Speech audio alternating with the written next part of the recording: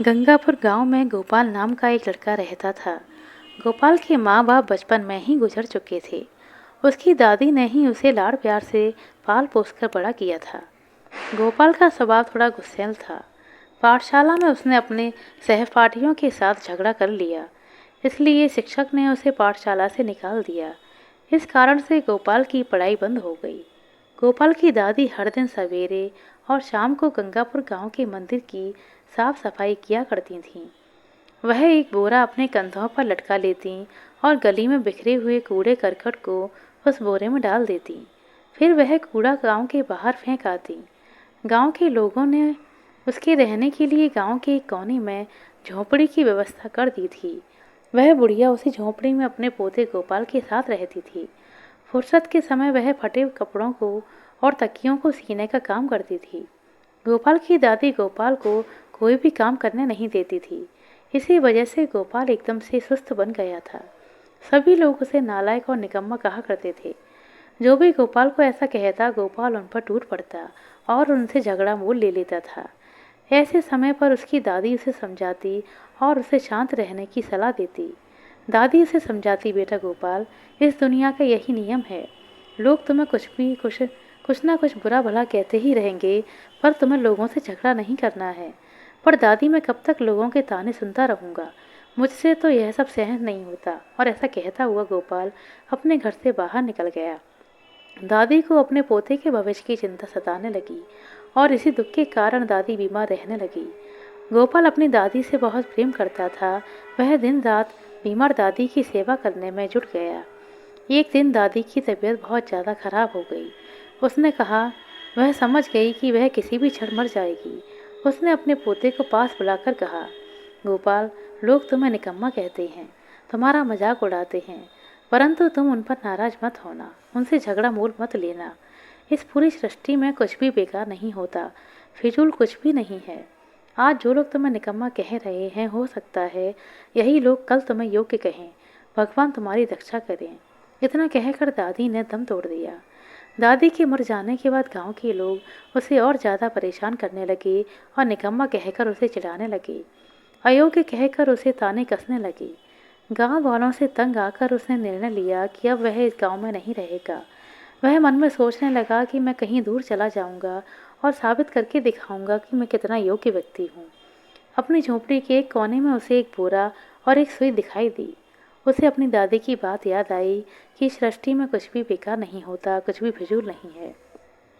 उसने अपनी दादी का बोरा उठाया और कंधे पर डाला, सुई को अपनी जेब में रखा और वहां से निकल पड़ा।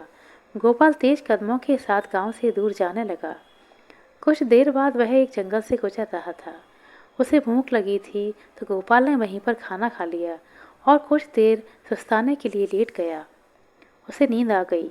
कुछ देर बाद ही कुछ ढोल और बाजों की आवाज़ ने उसकी नींद उड़ा दी।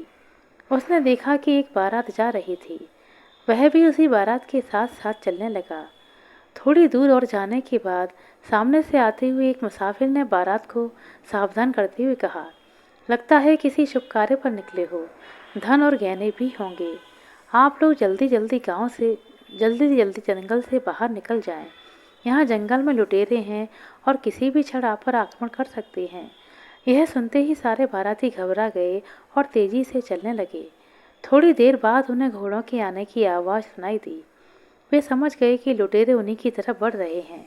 तभी उनमें से एक बूढ़े व्यक्ति की नज़र गोपाल पर पड़ी, जिसके कंधे पर बोरा लटक रहा था। बूढ़े व्यक्ति ने गोपाल से कहा, अब तुम ही हमारी सहायता कर सकते हो। गोपाल ने हैरानी से पूछा, वह कैसे? उस बूढ़े आदमी ने कहा, हम लोग सभी औरतों के गहने और कीमती आभूषण तुम्हारे बोरे में डाल देते हैं। गोपाल उनकी सहायता करने के लिए तैयार हो गया और देखते ही देखते सारी औरतों ने अपने गहनों को बोरों में डाल दिया। फिर बूढ़े ने गोपाल से कहा, तुम इसे लेकर आगे आगे चलना। गोपाल ने बूढ़े व्यक्ति के कहे अनुसार अपना बोरा लिया और उनसे आगे आगे चलने लगा। तभी लुटेरे वहां पर आ पहुंचे। उन्होंने औरतों के बचे गहनों को लूट लिया। लुटेरों के सरदार की नज़र गोपाल पर और उसकी बोरी पर पड़ी। उसने गरजते हुए गोपाल से पूछा, इस बोरे में क्या है? गोपाल ने कहा, देखते नहीं इसमें तो कितने सारे गहने हैं, क्या तुम लूटोगे? गोपाल ने यह बात बड़ी लापरवाही भरे लहजे में कही थी। गोपाल की इस लापरवाही को देखते हुए सरदार को लगा कि ये कोई पागल व्यक्ति है। इसके बाद लुटेरे वहाँ से चलते बने। उनके चले जाने के बाद बारातियों ने अपने गहने गोपाल के बोरे से निकाले और कहा, तुम तो बड़े ही बहादुर हो, बिल्कुल ठीक समय पर तुमने हमारी मदद की है। ऐसा कहते हुए वे गोपाल की तारीफ करने लगे। उन लोगों ने गोपाल को 10 सोने के सिक्के दिए। गोपाल बेहद खुश होते हुए तेजी से चलने लगा। जंगल से बाहर निकलने के बाद उसने एक आम का बगीचा देखा। वहाँ पर उसने कुछ लोगों को आपस में फुसफुसाते हुए देखा। गोपाल ने उन लोगों से उनकी फुसफुसाहट का कारण पूछा। उनमें से एक आदमी ने कहा, यहाँ शिवजी के मंदिर में हमारे जमींदार भोजन के लिए ठहरे हैं। पैर धोने के लिए जब उन्होंने चप्पल निकाली तो उनके पाँव में एक कांटा चुभ गया। अब किसी की समझ में नहीं आ रहा कि यह कांटा कैसे निकाला जाए। गोपाल ने कहा, इतनी छोटी सी बात पर इतना परेशान क्यों होते हो? मेरी दादी ने तो कितनी ही बार मेरे पैरों में चुभे हुए कांटों को निकाला है। इतना कहकर गोपाल उनके साथ जमींदार के पास गया।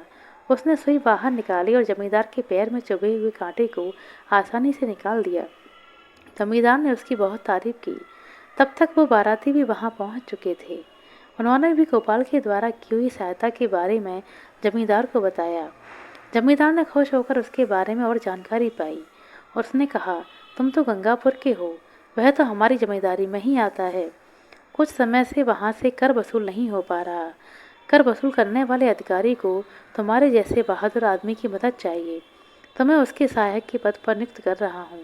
क्या तुम यह नौकरी करना चाहोगे? गोपाल ने बड़ी खुशी से हाँ कह दिया। कुछ समय के बाद जब वह कर वसूल करने के लिए अधिकारी बनकर अपने ही गांव में गया तो सभी ग्रामीणों ने उसका स्वागत किया और उसको गोपाल जी कहकर संबोधित करने लगे। उसका बहुत ही सम्मान किया गया। उस समय गोपाल को अपनी दादी की बात याद आई, जिन्होंने कहा था कि आज जो लोग तुम्हें निकम्मा कह रहे हैं, तुम्हारा मजाक उड़ा रहे हैं, वह कल तुम्हें योग्य कहेंगे और तुम्हारा सम्मान करेंगे। यह सब देखकर गोपाल मन ही मन कह रहा था कि यह तो मेरी दादी का ही आशीर्वाद है। इसके बाद गोपाल ने जमींदार का कर अधिकारी बनकर उस गांव में खूब पैसा कमाया। आशा करते हैं दोस्तों आपको हमारे द्वारा सुनाई गई है कहानी अच्छी लगी होगी। कहानी अच्छी लगी हो तो कृपया लाइक कर दें, शेयर कर दें। चैनल पर नए हैं तो सब्सक्राइब कर लें। अपना कीमती समय देने के लिए बहुत बहुत धन्यवाद। मिलते हैं अगले वीडियो में, तब तक के लिए नमस्कार।